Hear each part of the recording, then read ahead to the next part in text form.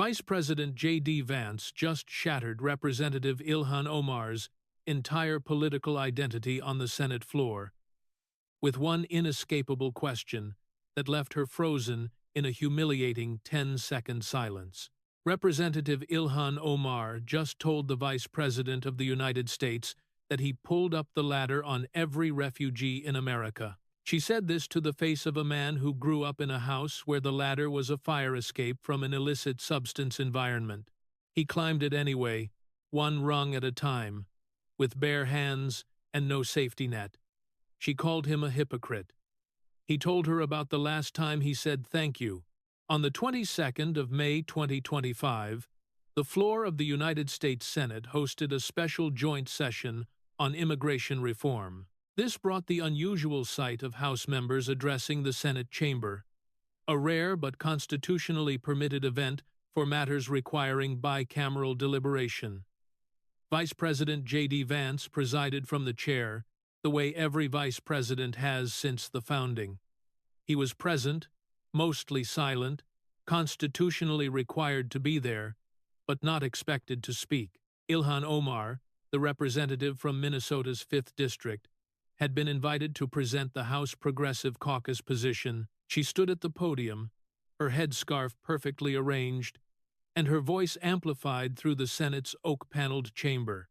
Instead of addressing immigration policy, she turned to face the presiding officer's chair. She looked directly at J.D. Vance, and she aimed.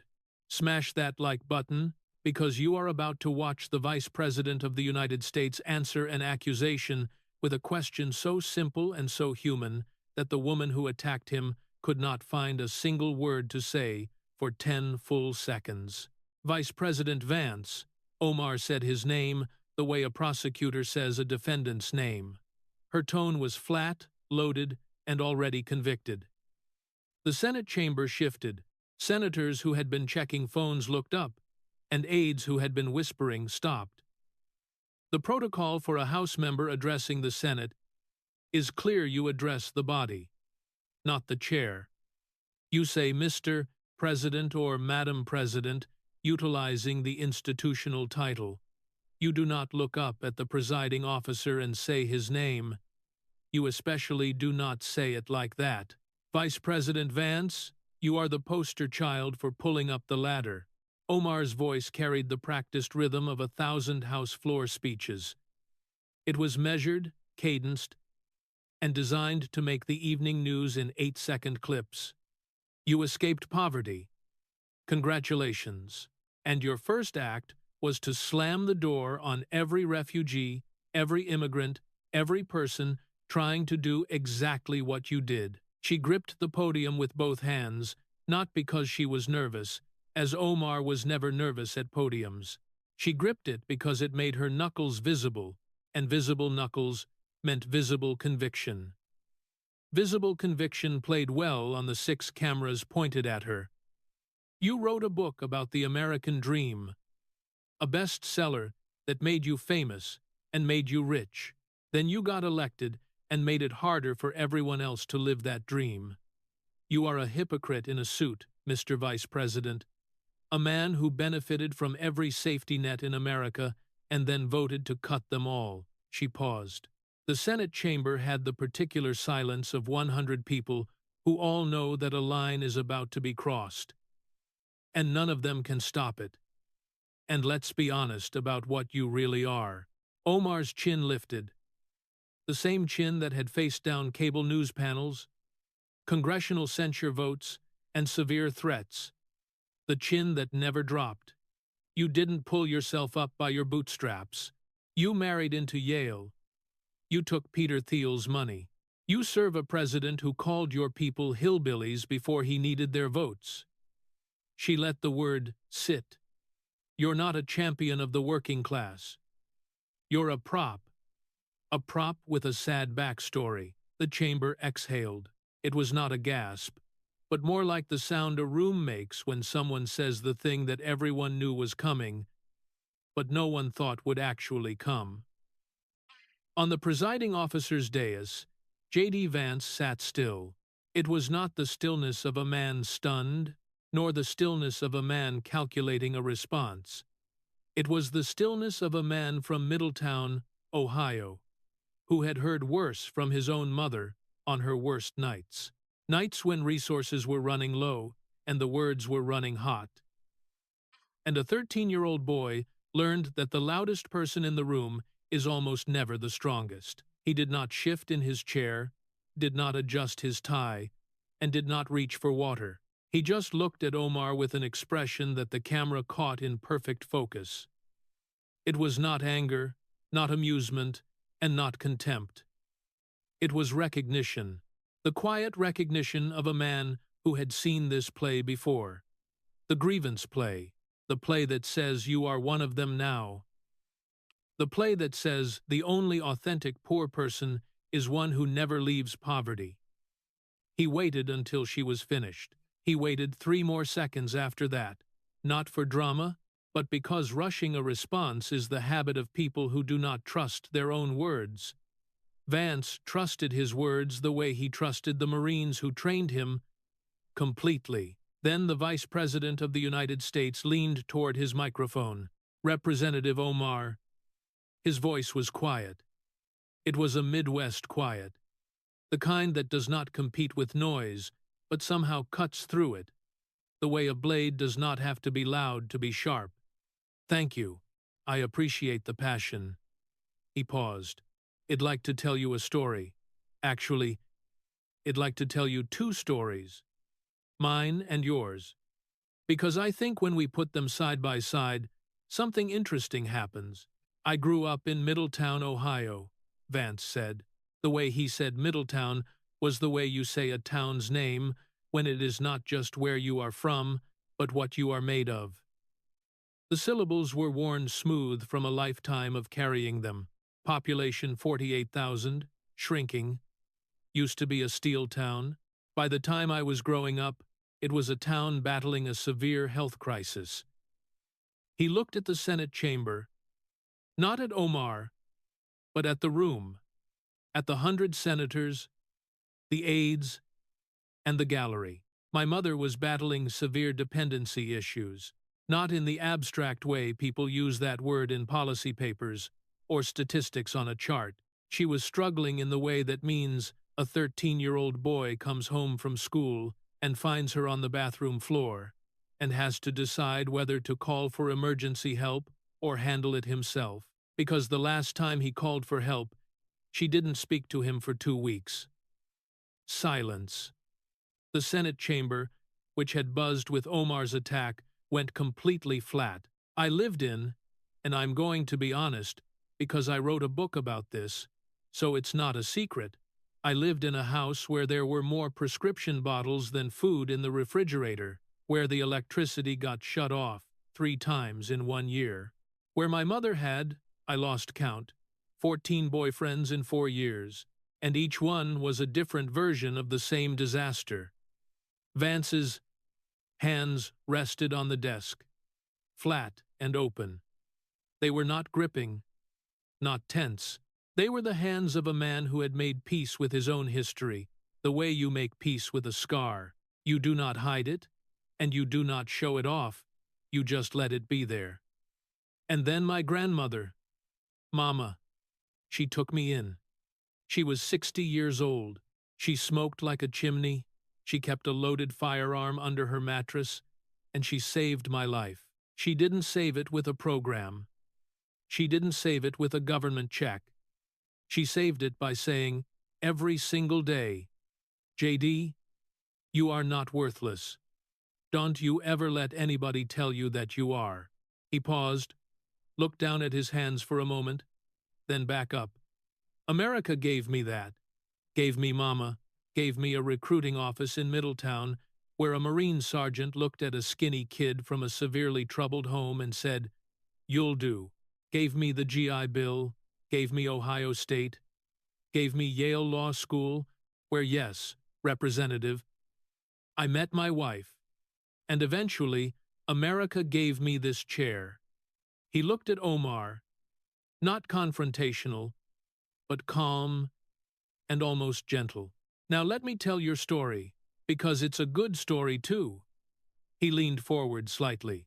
You were born in Mogadishu, 1982. Civil war broke out when you were 8. Your family fled. Not relocated, not immigrated, fled. The kind of fleeing where you leave, with what you can carry, and you don't look back because looking back means seeing the things you don't want your children to see. He spoke about her past with a specificity that surprised the chamber. He was not attacking, but cataloging, treating her story with the same seriousness he treated his own. You spent 4 years in a refugee camp in Kenya, Dadaab. If I'm not mistaken, I've read about Dadaab, 90,000 people. No running water in most sections. 1 doctor for every 20,000 residents. You were a child. You didn't choose any of it. No child chooses a refugee camp, just like no child chooses a severely troubled home. The comparison landed, quiet but heavy. 2 children, 2 nightmares, and the same country at the end of both. In 1995, the United States of America. This country, the one you just accused me of betraying, admitted your family as refugees. Out of every country on earth your family could have gone to, this one said yes. Resettled you in Arlington, Virginia. Then, Minneapolis. Gave you citizenship. Gave you public schooling. The same public schools you now critique. Gave you the right to vote. Gave you the right to run for office. And you won twice. You went from a refugee camp in Kenya to the United States Congress. He let that land. He let the arc of it, from a refugee camp to Congress, sit in the chamber the exact way his own arc from a troubled household to the vice presidency had sat a moment before. 2 arcs, the same shape, and the same country drawing them. Representative Omar, America gave us both everything. Not perfect everything, not easy everything, but the kind of everything that comes with struggle and failure, and days when you wonder if it's worth it, but everything. The question isn't what America gave us. The question is what we gave back. Omar opened her mouth, the beginning of a response, a word forming, but Vance was not finished. The Senate chamber knew he was not finished because his voice had not risen. A voice that rises is a voice that is reaching for its point. A voice that stays level already has the point and is walking toward it. The 11th of September, 2001, Vance said. I was 17 years old, senior year at Middletown High School. He looked at the Senate chamber, and for a moment his eyes went somewhere that was not this room, somewhere that was 24 years old and still burning. I remember exactly where I was. Second period, Mrs. Patterson's English class. Someone came in and said a plane struck the World Trade Center. We went to the cafeteria where they had a TV, and we watched the second plane hit. Live. 17 years old. I'd never seen anything like it. None of us had. His voice stayed level. There was no drama, no tremor, just a memory precise as a photograph. The next day, September 12th, 4 of my classmates went to the Marine recruiting office on Main Street in Middletown. 4. The day after that tragedy, they didn't wait for the invasion. They didn't wait for the president to make a speech. They walked in on September 12th and said, "Where do I sign?" One of them, I won't use his name, never came back whole. Hez alive, Hez in Middletown. He works at a warehouse, but he left a piece of himself in Fallujah that hell never get back. Vance looked at Omar. That's how Middletown described September 11th. We enlisted. He let the sentence hang for 3 seconds. Representative Omar, in 2019 at a fundraiser, you described September 11th as follows. He did not pull out a paper. He did not need to. Everyone in the room knew the quote. Some people did something. The gallery shifted. A sound, not a gasp, not a murmur. Something between the two moved through the room like a wave through grass. 3,000 Americans lost their lives. 3,000 firefighters who ran upstairs, knowing they wouldn't come back down. Office workers who called their families from the 90th floor to say goodbye. Passengers on Flight 93 who stormed the cockpit. My friends, kids I grew up with, kids I played football with, joined the United States Marine Corps because of that day. Vance's jaw tightened. It was the only physical tell he had shown. A tightening at the hinge of the jaw, the kind of tightening that a man who learned emotional control in a troubled home and perfected it at Paris Island does not show unless the emotion is real. And your description was something. He paused, letting the words sit in the oak-paneled chamber like a stone dropped in still water. Those weren't random people. Representative, they were extremists who took the lives of 3,000 Americans. And it wasn't just something, it was the worst attack on American soil since Pearl Harbor. My friends signed up to fight and potentially lose their lives because of that day. Some of them did lose their lives, and you reduced it to something. Omar's chin was still up, her posture was still perfect, but her eyes, for the first time since she had taken the podium, moved. Not away from Vance, but down. Just a fraction of a degree. It was the way a compass needle drifts when a magnet passes nearby. Not enough to change direction, but enough to prove the needle felt it. Let me be honest about something, Vance said. The phrase was a signature, not a throat clearing, but a warning label in the Vance universe. Let me be honest about something was the sound of the safety coming off. When I wrote Hillbilly Elegy, I got criticized. You know who criticized me the most? People from my own community. People from Middletown. People from Appalachia. They said id aired dirty laundry. They said id made them look bad. They said id told the world that my mother was battling severe dependency and my family was broken and our town was dying. He nodded slowly. And they were right. I did tell the world that because it was true. And I believed, I still believe, that the only way to fix a problem is to be honest about it. Not to cover it up, not to blame the investigators. To say, this is broken, and here's how, and here's what it costs. He turned to Omar. Representative, your community, the Somali American community in Minneapolis, had a problem too. A big one. He did not raise his voice, did not lean forward, and stayed exactly where he was. It was the posture of a man who does not need to move toward you because the facts are already walking in your direction. Feeding our future federal nutrition program. Between 2020 and 2022, over $250 million and potentially as high as $9 billion, depending on which federal estimate you accept, was stolen. Stolen from a program designed to feed children. 75 defendants, charged in the largest pandemic fraud case in American history. He let the numbers land, then added more. Let me tell you what $250 million in stolen child nutrition money looks like on the other end. It looks like a feeding site on Riverside Avenue that listed 5,000 meals served per day.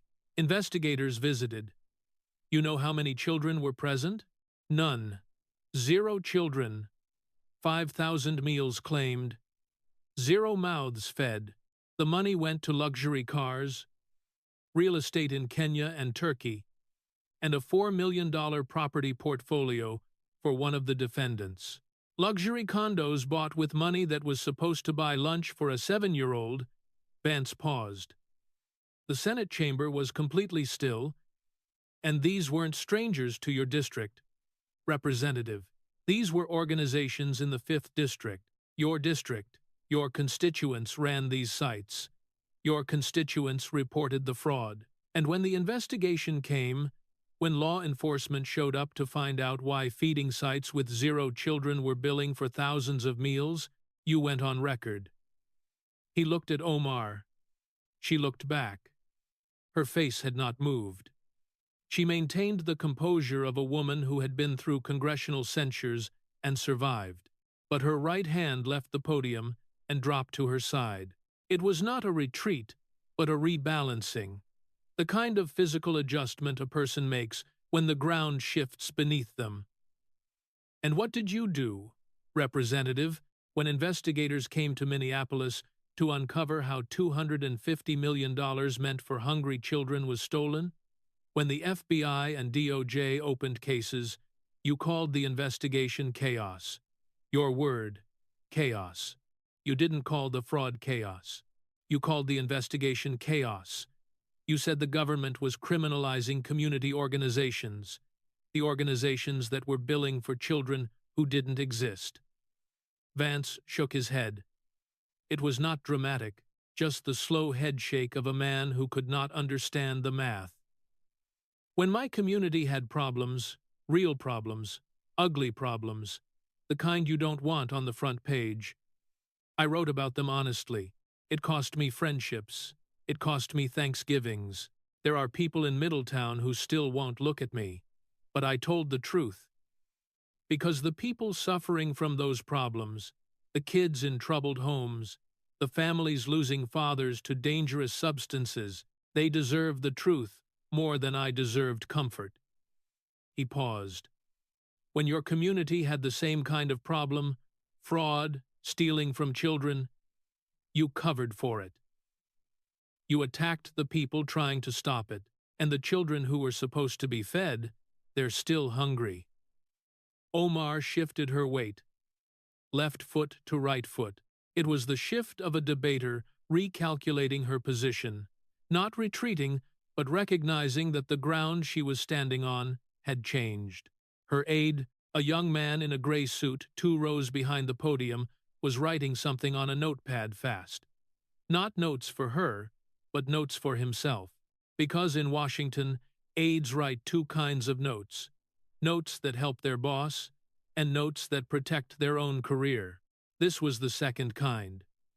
Representative Omar, let me be honest about something else. There it was again. The safety off. The Senate chamber, which had learned the pattern, braced. I made my money writing a book. Hillbilly Elegy. I wrote it, a publisher bought it, people read it. Some agreed, some hated it. But the transaction was clean. Book for money, transparent. My tax returns are public. He paused. After the book, I worked in venture capital, invested in companies. Some worked, some didn't. The salary was public. The investments were disclosed. When I ran for Senate, I filed every financial disclosure required by law. Everyone. He looked at Omar. Let's talk about your money, Representative. Omar's chin lifted higher, a fraction barely visible, but it was the tell. The Omar tell. When the chin goes up, the armor goes on. Your campaign, your official FEC-registered campaign, paid $3.7 million to the East Street Group, a consulting firm. The founder and managing partner of the East Street Group is Tim Minette. He paused. Tim Minette is your husband. The gallery did not react. They knew. Everyone in Washington knew. But hearing it laid out on the Senate floor in Vance's flat Midwest voice was different from reading it in a news article. Articles are abstract. A man's voice is concrete. $3.7 million in campaign funds routed through your husband's company. The FEC filed a complaint. Your campaign amended its filings after the fact. The amended filings showed payments that the original filings didn't, which means the original filings were either wrong or incomplete. In either case, Representative, that's a problem. He let that settle, then continued. And it's not just the campaign money. Mr. Minette's other business ventures, a cannabis company, a winery, venture consulting contracts outside the campaign, have generated their own questions, $1.7 million in funds that journalists have struggled to trace from input to output. When you're married to someone whose company receives millions from your campaign and whose other businesses have unaccounted money, representative, the word for that isn't entrepreneurship. The word is pattern. Vance did not wait for a response. He turned a page in a thin folder, the only prop he had used, a plain manila folder. No labels, no dramatic colored tabs. And then there's the immigration question, which I bring up not to be cruel, but because you raised the topic of immigration in your attack on me. He looked at her. There are credible, documented allegations investigated by the Minneapolis Star-Tribune and reviewed by multiple federal agencies that you married your brother Ahmed Nur Said Elmi in 2009 for the purpose of immigration fraud. You've denied it. But the records that could prove or disprove it, your 2009 tax returns, you refused to release. And when Congresswoman Nancy Mace issued a subpoena for those records in 2025, you challenged it in court. He closed the folder gently, the way you close a book you have finished reading. I made my money writing about my pain. You made yours routing campaign funds through your husband's company. I disclosed everything. You amended your filings after you got caught. That's the difference. Omar's hand, the one that had left the podium, was now at her hip, fingers curled against the fabric of her jacket. It was not a fist, and not open. It was something in between. The hand of a person who wants to gesture, but does not know what the gesture would be. Vance leaned back in the presiding officer's chair for the first time in 20 minutes. Something in his posture changed. Not harder, but softer. The data knife was being put down. What came next was not data. It was something older. Representative Omar, I want to tell you something personal. I hope you'll hear it. His voice dropped. Not to a whisper, but to the register a man uses when he is speaking to one person in a room full of people. The register of a conversation, not a speech. I wake up every day grateful. Every day. Not grateful in the way politicians say they're grateful. I'm grateful for the opportunity to serve. That kind of stuff. The stuff that means nothing. I mean, genuinely grateful. The kind of grateful where you lie in bed at 500 a.m. before the alarm, and you think about Mama, who's gone now, and you say thank you out loud to a woman who can't hear you. The Senate chamber was utterly still. Not the stillness of people waiting for a punchline, but the stillness of people listening to something true. I'm grateful to the Marine sergeant who yelled at me for 16 weeks at boot camp until I stopped being a scared kid from Ohio and started being a man. I'm grateful to my wife who saw something in me that I didn't see in myself. I'm grateful to the teachers at Middletown High who didn't give up on me when my grades dropped every time my mom had a new boyfriend. He looked at Omar, and his face, the face that had been calm and precise for 20 minutes, showed something else. Not anger, not triumph, but sadness. I'm grateful to America, not to an idea of America, not to a theory of America, to this actual country, with its actual flaws and its actual beauty, that took a kid from a troubled household and let him become vice president. That's what I gave back. Gratitude every single day. He paused, a long pause. Representative Omar, the same country that took you from a refugee camp in Kenya and gave you citizenship and a seat in the United States Congress. That country, the same country that took me from a troubled home and gave me the Marines and this chair. That country. He leaned toward the microphone. When was the last time you said something genuinely kind about it? The question landed in the Senate chamber like a bell struck in an empty church. A single clear tone that kept resonating. Not qualified, not conditional, not America is great, but just kind. When was the last time you stood at a podium and said something kind about the country that saved your life? Omar stood at the podium, her mouth opened, not wide, just the beginning of a word that did not come because the question was not about policy. It was not about voting records, or FEC filings, or immigration fraud, or $250 million stolen from children. The question was about a single word, when, and she could not name a time. 1 second, 2 seconds, 3 seconds, 4. The Senate chamber counted without counting. Every person in the room felt the seconds in their chest, the way you feel seconds when someone is supposed to speak and does not. Each second stretching, thickening, becoming heavier than the second before. 5 seconds. 6, 7. Omar's aide stopped writing. The notepad sat on his lap. His pen was still. 8 seconds.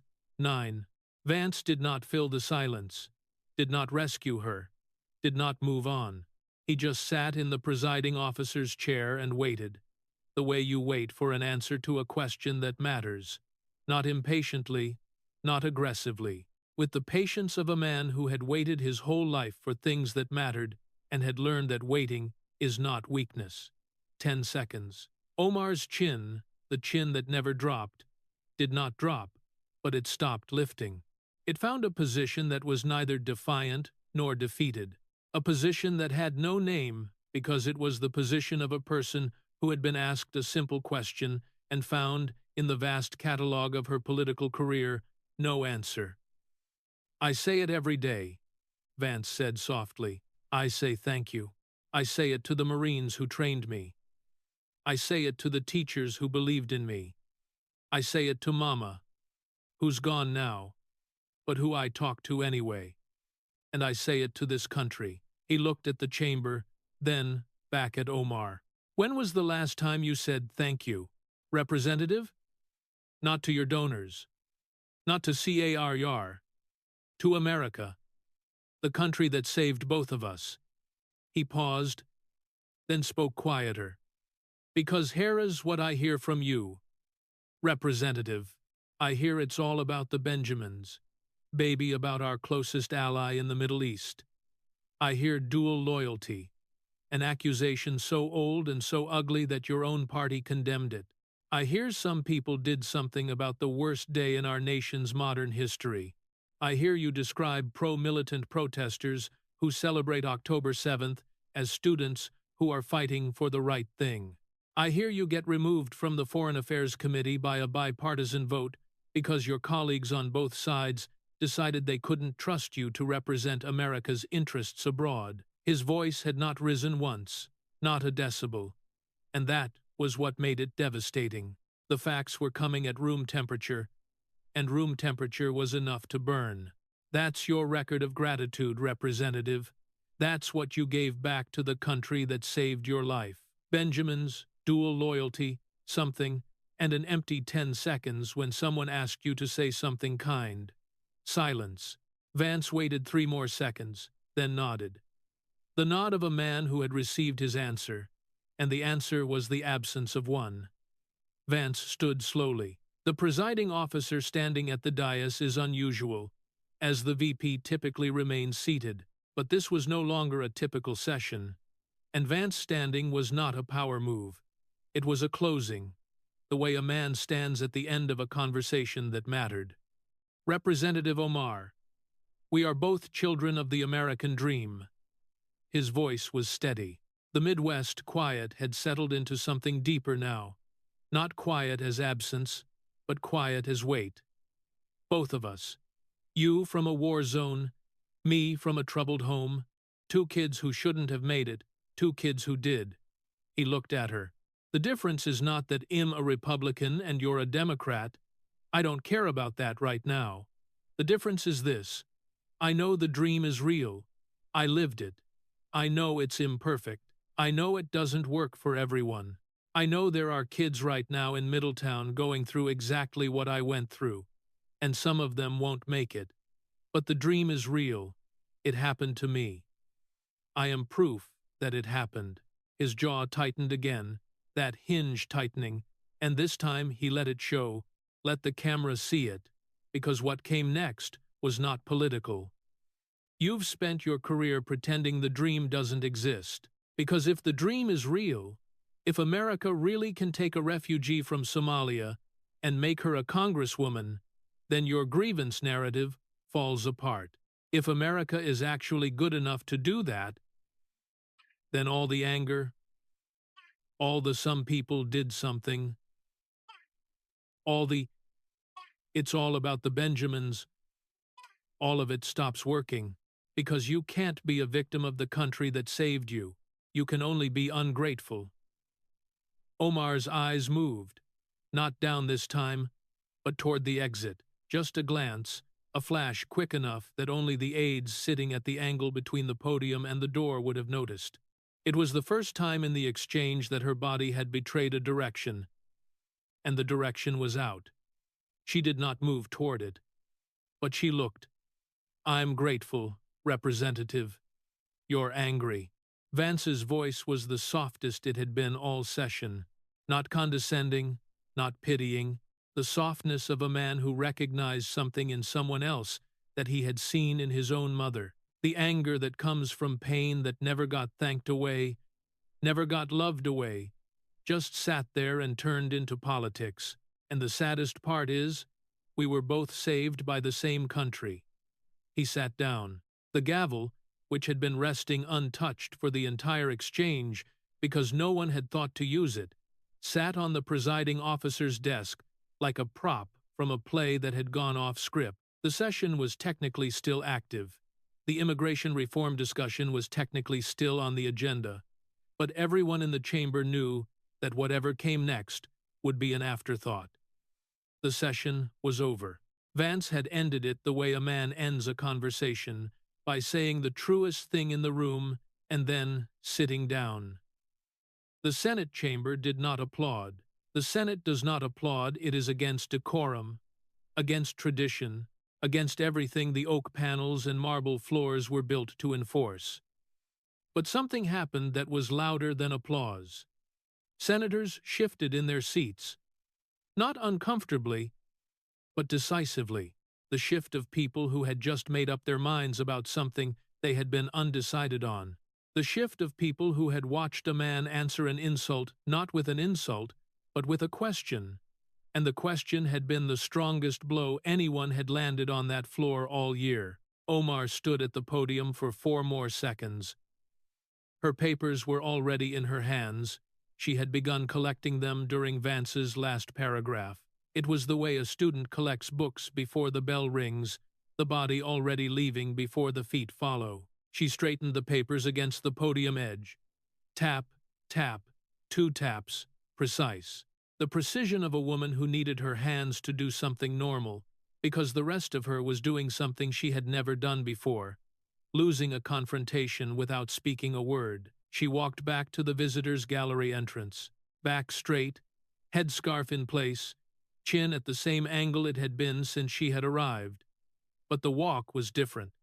Not the walk of a woman who had come to the Senate to deliver a message. The walk of a woman who had come to the Senate to deliver a message and been asked a question, and the question was still hanging in the air behind her, following her through the door, following her into the hallway, following her into the car that would take her back to the House side of the Capitol, where she would sit in her office and be asked by 17 reporters, one after another, the same question Vance had asked. When was the last time? She would not answer them either. The clip hit Twitter before Omar reached the hallway. Not the full exchange.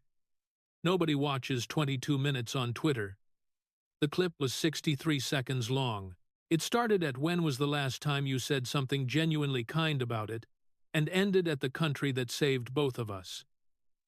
63 seconds. 10 seconds of silence in the middle. It was the 10 seconds that broke the internet. Omar's silence trended #1 within 90 minutes. 28 million views in 4 hours. The clip did not need commentary. The silence was the commentary. 10 seconds of a United States Congresswoman standing at a podium, mouth slightly open, unable to name a single time she had said something kind about the country that gave her citizenship. Fox News ran the full exchange uncut during the 800 p.m. hour, something they almost never did, because uncut footage does not have the graphics and the four-person panels that keep viewers from changing the channel. But the producers understood that this footage did not need graphics. The footage was the graphic. CNN's coverage was revealing. Anderson Cooper played the clip and turned to his panel. The panelist on the left, a former communications director, started with, "Representative Omar has repeatedly expressed," and then stopped. She looked at her notes, shuffled papers. "She has expressed.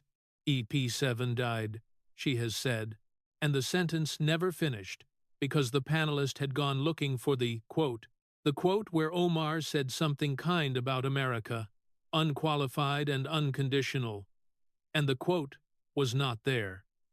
The two refugees framing became the story, not Vance versus Omar, not Republican versus Democrat, two people saved by the same country. One said thank you. One could not name the last time. That framing was devastating because it was immune to the standard political counterattacks. You could not call it racist. Vance had explicitly honored Omar's refugee story. You could not call it sexist. He had not mentioned gender once. You could not call it Islamophobic. He had not mentioned religion once. All you could call it was the truth. And the truth had sat in the Senate chamber for 10 seconds with no response. Consequences followed. Omar's office released a statement 3 hours after the exchange. Vice President Vance's attempt to weaponize patriotism is a dangerous distraction from the real threats facing immigrant communities. The statement used the word dangerous twice, distraction 3 times, and America 0 times. Political Twitter noticed. She had 3 hours to say something nice about America. One viral tweet read, "She used them to say dangerous and distraction instead." Vance's point was proven. CARE called the exchange a dog whistle wrapped in a personal story. The response generated a second wave of viral clips, this time Vance supporters posting the "I am grateful to the Marines who trained me" section alongside CAIR's statement, and asking, "Which one sounds like a dog whistle to you?" The FEC complaint regarding the East Street Group payments gained new momentum. 3 senators co-signed a letter requesting formal review. Tim Mynett's firm suspended its contract with the Omar campaign pending review. The Mace subpoena on Omar's 2009 tax records moved to federal court in D.C. But the lasting damage was not legal, it was narrative. "Two refugees" became a phrase. It appeared on bumper stickers, in op-eds, in Sunday sermons. It became the shorthand for a specific idea that America is not measured by the people who complain about it, but by the people who were saved by it and say so. A pastor in Tulsa, Oklahoma, a Congolese refugee who had come to America in 1998, used "two refugees" as his sermon title. He told his congregation, "I know which refugee I am. Do you?" A high school teacher in Dearborn, Michigan, assigned the full exchange as a civics exercise. "Watch both sides," she told her students. "Then answer one question. Can you name the last time you said something kind about America?" 14 of her 22 students could. The other 8 sat quietly and thought about it. The "when was the last time" question became its own sincere movement. People posted videos of themselves answering it. A truck driver in Laredo, a nail salon owner in Houston, a retired Marine in Jacksonville, a Somali-American nurse in Columbus, Ohio, who looked at the camera and said, "Yesterday, I said thank you. Yesterday, when my patient survived surgery and the system worked, I said thank you to America." That clip alone got 11 million views. Tyler Boggs sat on the front steps of his duplex on Crawford Street, 3 blocks from where J.D. Vance grew up, 7 blocks from the Marine recruiting office where Tyler had walked in on the 12th of September 2001. He was 41 now, worked second shift at a logistics warehouse, making $19.40 an hour with bad knees from Fallujah and good enough hands to stack pallets. He watched the Vance clip on his phone. Vance said, "4 of my classmates went to the Marine recruiting office on Main Street." Tyler paused the clip and looked up at Crawford Street. He pressed play. Vance said, "One of them never came back, whole." Tyler looked at his knees, the left one that had taken shrapnel in Fallujah. JD said it right. Tyler said to no one, "We joined because of that day." She called it something. He closed the clip, put the phone in his pocket, stood up slow, and went inside. On the kitchen counter, there was a framed photo of Tyler at 18 in Paris Island dress blues, grinning the grin of a kid who did not know what Fallujah was yet, but who had walked into a recruiting office the day after 3,000 Americans lost their lives, because that is what you did in Middletown when something happened. Abdi Farah wiped the counter of his convenience store on Cedar Avenue in Minneapolis, the avenue the locals called Little Mogadishu. A small TV behind the register was playing the Vance clip. Vance's voice filled the small store. "When was the last time you said something genuinely kind about it?" Abdi stopped wiping, rag in hand, and looked at the TV. He had been in America for 23 years, had arrived from Nairobi after fleeing Mogadishu, worked at a meat processing plant, saved money, and bought the store. In that time, he had paid off the loan, put 2 daughters through college, and survived a robbery and a health crisis. Abdi looked at the TV, then he looked at the sign above the door. The sign Head had made in English and Somali. It said one word, "Welcome." "Every day," Abdi said quietly. "I say thank you every day." He looked at Omar standing at the podium. She should try it. Abdi went back to wiping the counter, cleaning his own store because the store was his, and what is yours you take care of, and what takes care of you, you say thank you to. That sign was his thank you. Every day. Right there on the door.